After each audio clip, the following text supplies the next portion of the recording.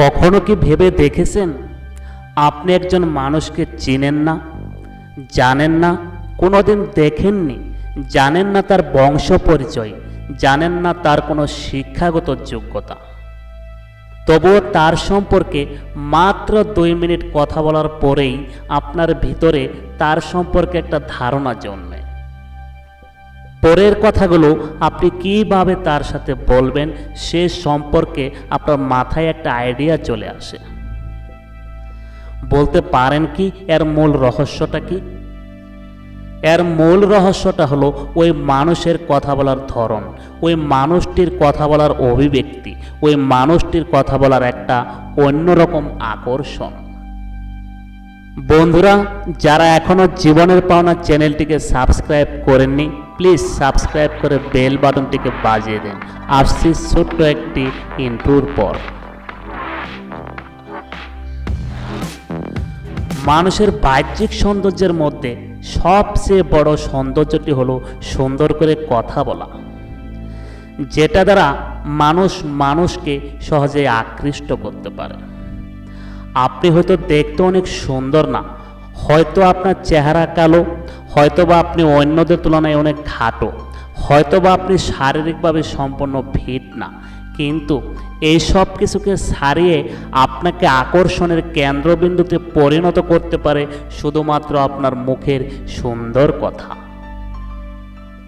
সুন্দর করে কথা বলার ধরন, সুন্দর করে কথা বলতে পারলে সবচেয়ে যে গুণগুলো পাওয়া যায় সেটি হলো সহজেই নিজেকে আত্মবিশ্বাসী বানানো যায়, অনেক উদ্যমী হওয়া যায়, অন্যের চোখে নিজেকে অন্যের চোখে নিজের জন্য ভালো ইমপ্রেশন তৈরি করা যায়, মানুষকে সহজেই কথা জাদুর দ্বারা আকৃষ্ট করা যায়, মানুষকে কথার ভালোবাসা দ্বারা বেঁধে রাখা যায়, মানুষের কাছ থেকে অনেক পজিটিভ মতামত আদায় করা যায়, মানুষের সাথে ভালোবাসার একটা মধুর সম্পর্ক তৈরি হয়ে যায়, মানুষের মনে সহজেই চিরস্থায়ী জায়গা করে নেওয়া যায়, সহজেই মানুষের ভালোবাসা আদায় করা যায়, মানুষের সাথে যোগাযোগের একটা স্কিল বৃদ্ধি করা যায়।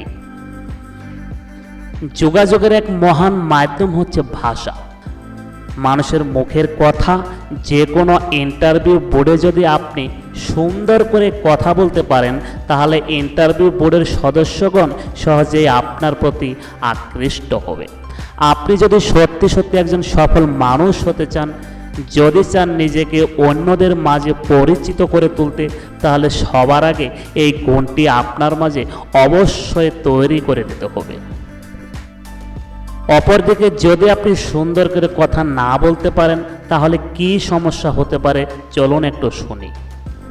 প্রথমেই উপস্থিত দর্শক যারা থাকবে তারা সবাই আপনাকে ভুল বুঝবে, তারা আপনাকে কোনোভাবেই মেনে নিতে পারবে না, আপনার মনের মধ্যে বড় ধরনের হতাশা তৈরি হবে, আপনার ভিতরে মানসিক অশান্তি সৃষ্টি হবে, বারবার আপনি ব্যর্থ হতেই থাকবেন, আপনার কথা শুনে সবাই বিরক্তি প্রকাশ করবে, আপনার প্রতি মানুষের বিশ্বাস কমতে থাকবে, মানুষের মাঝে আপনি কখনোই নিজের শক্ত অবস্থান তৈরি করতে পারবেন না, আপনি মানুষের কাছ থেকে দিনে দিনে বিচ্ছিন্ন হতে থাকবেন। সুন্দর করে কথা বলা কিন্তু কঠিন কোনো কাজ নয়, নিয়মিত একটু চর্চার মাধ্যমেই আপনি এই অভ্যাসটি নিজের মধ্যে পার্মানেন্টলি গড়ে তুলতে পারেন। এর জন্য আপনি একটি রুটিন তৈরি করতে পারেন, একটি ফিল্টার বসিয়ে নিজের কথাগুলো চর্চা করুন। আপনি আগেই বাছাই করুন কোন কথাগুলো মানুষের সামনে বলবেন আর কোন কথাগুলো মানুষের সামনে আপনি বলবেন না। আপনি আপনার কথাগুলো বিভিন্ন স্টাইলে রেকর্ড করুন, প্রতিটি রেকর্ড আলাদা আলাদা শুনুন, কোন রেকর্ডটি আপনার কাছে ভালো লাগে আপনার অভিজ্ঞ বন্ধু বান্ধবীদের সাথে প্রতিটি রেকর্ড নিয়ে আপনি শেয়ার করুন, আপনার বন্ধু বান্ধবীদেরকে প্রতিটি রেকর্ড আপনি আলাদা আলাদা শোনান, দেখুন তাদের কাছে কোন রেকর্ডটি ইন্টারেস্টিং মনে হয়, সেটি আপনার বাস্তব জীবনে প্রয়োগ করুন। শুধুমাত্র একটিবার মনোযোগ দিয়ে ভাবুন, এই একটি সুবিধা যদি আপনাকে এত কিছু পরিবর্তন করে দিতে পারে তাহলে আপনি কেন তার জন্য একটু পরিশ্রম করবেন না? তাহলে আসুন এবার আমরা জেনে নিই কিভাবে মানুষের সাথে সুন্দর করে কথা বলতে হয়। তার সুন্দর কিছু চমৎকার টিপস, যে টিপসগুলো সত্যি সত্যি আপনাকে মানুষের সামনে চমৎকারভাবে উপস্থাপন করতে পারে। নাম্বার 1, আপনি যখনই কথা বলবেন মানুষের সামনে হাসি মুখে কথা বলবেন। আপনি যখনই কথা বলবেন মানুষের সামনে চেষ্টা করবেন হাসি মুখে প্রতিটি কথা বলার জন্য। বলুন তো, কোন মানুষটি মানুষের কাছে বেশি প্রিয় হয়? যে মানুষটি মানুষের সাথে হাসি মুখে কথা বলতে পারে। আপনি যখন কোনো কিছু কিনতে যান তখন কোন দোকানে যান? যে দোকানদার আপনার সাথে হাসি মুখে কথা বলতে পারে। অথবা আপনি যদি একটিবার চোখ বন্ধ করে নিজেকে প্রশ্ন করেন কোন মানুষকে আপনার কাছে সবচেয়ে বেশি ভালো লাগে, দেখবেন যে মানুষটি হাসি মুখে সবার সাথে কথা বলতে পারে সে আপনার হৃদয় জুড়ে আছে। তাই সবাইকে বলবো, আল্লাহ তাআলার দেওয়া এই অশেষ রহমত মিষ্টি হাসিটি আপনি মানুষের সাথে কথা বলার সময় ব্যবহার করুন। এতে সহজেই আপনি মানুষের প্রিয় পাত্র হতে পারবেন। নাম্বার 2, মানুষের সাথে সব সময় পজিটিভ কথা বলুন। কখনো নেগেটিভ কথা বলবেন না, কারণ নেগেটিভ কথা সব সময় মানুষের মধ্যে হতাশা এবং শূন্যতার সৃষ্টি করে, মানুষের মধ্যে বিশ্বাসের ফাটল ধরায়। চেষ্টা করুন সব সময় নেগেটিভ কথাগুলোকে পরিহার করার জন্য। বিতর্ক পরিহার করুন। সব সময় বিতর্ককে পরিহার করে চলুন। বিতর্ক মানেই আরেক পক্ষকে ছোট করে দেখা, আর বিতর্ক করে কখনো কোনো সমাধানে আসা যায় না।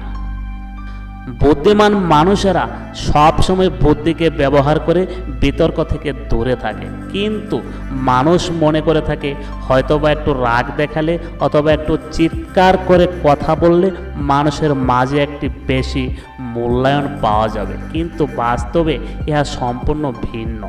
ইতিহাস কিন্তু সে কথা কখনোই বলে না। তাই বিতর্ককে সবসময় দূরে রাখবেন যদি চান নিজের ভিতরে পরিপূর্ণ সফলতা আনতে। নাম্বার 4, কেউ আপনাকে অপমান করলে তার উত্তর আপনি বিনয়ের সাথে দেন। মনে আছে রবীন্দ্রনাথ যখন 1913 সালে তার গীতাঞ্জলি কাব্যের জন্য নোবেল পুরস্কার পেয়েছিলেন, তখন পশ্চিমা বিশ্বের অনেক জ্ঞানীগুণী পণ্ডিত ব্যক্তিরাই ইহা মেনে নিতে পারেননি।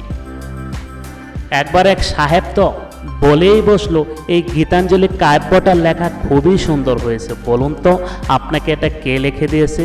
তখন রবীন্দ্রনাথ বুদ্ধি খাটিয়ে তাকে উত্তর দিল, তার আগে আপনি বলুন তো কে আপনাকে এই গীতাঞ্জলি কাব্যটি পড়ে দিয়েছিল? একবার ভাবুন তো আপনি হলে সেখানে কি করতেন? তাই সবসময় নিজের বুদ্ধিকে ব্যবহার করুন, অপমানকারীদের অপমানের উচিত জবাব দিতে।